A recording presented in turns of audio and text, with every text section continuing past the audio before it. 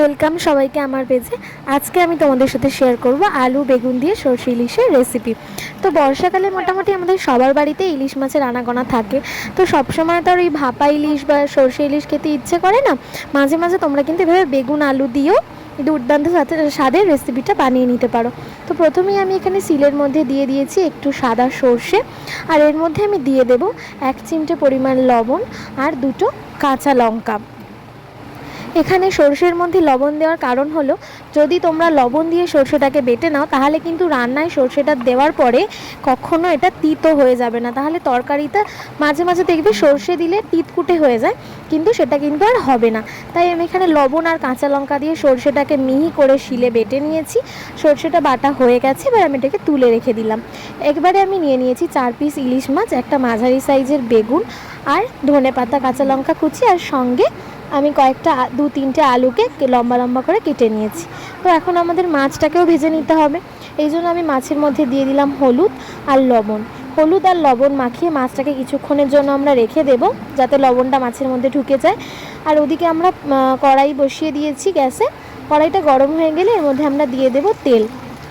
এবারে গরম তেলের মধ্যে আমরা দিয়ে দিচ্ছি সেই মাখিয়ে রাখা ইলিশ মাছগুলোকে। আমি এখানে মাছগুলোকে ভেজেই রান্না করছি।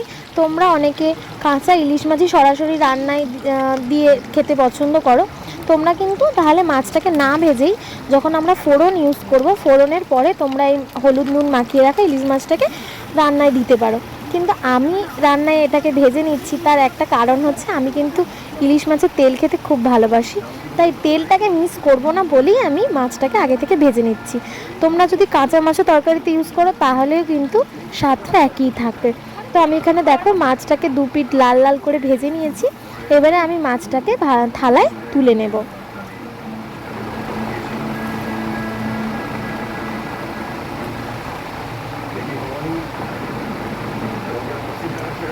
মাছগুলো ভাজা হয়ে গেছে। এবার আমি একই তেলের মধ্যেই ওই আলুগুলোকেও ভেজে নেব। আলুগুলোকে আমি এখানে লম্বা লম্বা করে কেটে নিয়েছি। আলুগুলোকে আমি এখানে হলুদ আর লবণ দিয়ে লাল লাল করে ভেজে তুলে নেব।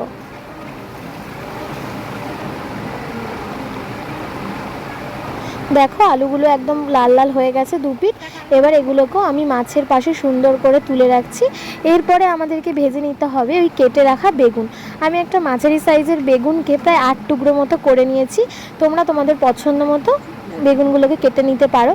আর আরেকটা কথা, তোমরা কিন্তু বেগুনটাকে সবার লাস্টেই ভাজবে, কারণ তোমরা যদি আগে বেগুনটা তেলে দিয়ে দাও তাহলে কিন্তু ও সমস্ত তেল নিজের দিকে টেনে নেবে। এটা কিন্তু বেগুনের একটা গুণই বলতে পারো। আর যদি তোমরা বেশি তেলের মধ্যে বেগুনটাকে দাও তাহলে কিন্তু পুরো তেলটাই কালো হয়ে যাবে। তোমরা কিন্তু ওই তেলটার পরে ইউজ করতে পারবে না। তাই বেগুনটাকে লাস্টে ভেজে নেবে। দেখো আমাদের সবগুলোই ভাজা হয়ে গেছে। এবারে আমরা কড়াইয়ের মধ্যে দিয়ে দিলাম তেল।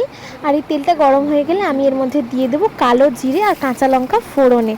ফোড়ন কিন্তু আমাদের রান্নার স্বাদটাকে অনেকটাই বাড়িয়ে দেয়। এই জন্য প্রত্যেকটা রান্নার ফোড়ন কিন্তু আলাদা আলাদাই হয়। তো এখানে ফোড়নটা 2-3 সেকেন্ড নাড়াচাড়া করে আমি এর মধ্যে দিয়ে দিলাম 1 চামচ হলুদ গুঁড়ো আর 1 চামচ লঙ্কা গুঁড়ো। এবারে এটাকেও আমি তেলের মধ্যে একটু নাড়াচাড়া করে নিলাম 2-3 সেকেন্ড। তারপর আমি এর মধ্যে অ্যাড করে দেবো কিছুটা পরিমাণে জল, যাতে আমাদের মশলাটা পুড়ে না যায়। দেখো জলটা দিয়ে দেওয়ার পরে জলটাও ফুটে গেছে। এই সময় কিন্তু গ্যাসের ফ্লেমটাকে তোমরা বাড়িয়েই রাখবে। জলটা ফুটে যাওয়ার পরে এর মধ্যে আমরা দিয়ে দেবো আগে থেকে আমরা যে আলুটাকে ভেজে তুলে রেখেছিলাম, সেটাকে আমরা এবার এই তেলের মধ্যে অ্যাড করে দেব। আলুটা আমরা যেহেতু আগে থেকে ভেজে রেখেছিলাম, এটা কিন্তু আমাদের অনেকটাই কুক হয়েছিল, বাকিটাও যাতে কুক হয়ে যায় তাই আমি এটাকে একটু ঢাকা চাপা দিয়ে দিলাম। এই 3 থেকে 4 মিনিট পর আমি ঢাকাটাকে খুলে নিলাম। দেখো আমাদের জলটাও অনেকটা কমে গেছে আর মশলাটাও আলুর ভেতরে খুব ভালোভাবে ঢুকে গেছে। এবার এই আলুর মধ্যে আমরা দিয়ে দেব আমাদের বেটে রাখা সর্ষেটা। আর একটা কথা, সর্ষেটা কিন্তু কখনোই তোমরা ডিরেক্ট রান্নার মধ্যে দিয়ে দেবে না। সর্ষেটাকে তোমরা একটা ছাঁকনির সাহায্যে ছেঁকে নিয়ে একটু বেশি পরিমাণ জল দিয়ে ওটাকে ছেঁকে নিয়ে সেই জলটা ছেঁকে নেওয়া সর্ষেটা তোমরা রান্নায় অ্যাড করে দেবে। এবারে আমি এর মধ্যে দিয়ে দিলাম একটু নুন আর ভেজে রাখা বেগুনগুলো। আর বেগুনগুলোও কিন্তু তোমরা আগে থেকে দেবে না। যখন দেখবে আলুটা সিদ্ধ হয়ে গেছে বা একটু বাকি আছে তখন কিন্তু তোমরা বেগুনটাকে দেবে। বেগুনটা যদি তোমরা আগে দাও, যেহেতু এটা ভাজা বেগুন, তাহলে কিন্তু সেটা একদমই গলে যাবে আর খেতে একদমই ভালো হবে না। তাই আমি এখানে বেগুনটা লাস্টেই দিয়েছি। এবারে আমি এর মধ্যে কিছুটা পরিমাণে জল অ্যাড করে দিলাম, যাতে জলটা এমনভাবে দেবে যাতে ঝোলটা বেশি পাতলা না হয়, মাখো মাখোই হয়। ঝোলটা এখানে ফুটে গেছে, এবার আমি এর মধ্যে দিয়ে দিচ্ছি ভেজে রাখা ইলিশ মাছগুলো। আর যেহেতু এর মধ্যে আমরা বেশি লঙ্কার গুঁড়ো ইউজ করিনি, আর এখানে সর্ষে অনেকটা পরিমাণে ইউজ হয়েছে, তাই কিন্তু তরকারি কালারটা এরকমই একটু হলদেটে ভাবেরই হবে।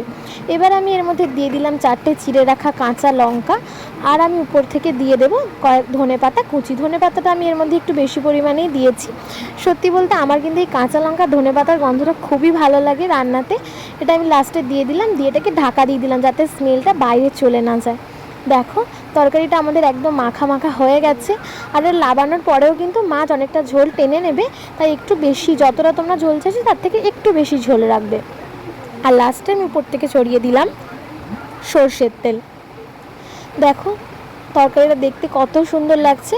আর এবারে কিন্তু আমাদের রেডি হয়ে গেছে আলু বেগুন দিয়ে সর্ষে ইলিশ। গরম ভাতের সাথে তোমরা যদি এটা ট্রাই করো, আমি বলছি তোমাদের এটা খুব ভালো লাগবে। আর যদি বাড়িতে রান্না করো অবশ্যই কমেন্টে জানিও যে কেমন খেতে হয়েছে। তো চলো আজকের মতো এখানেই, বাই।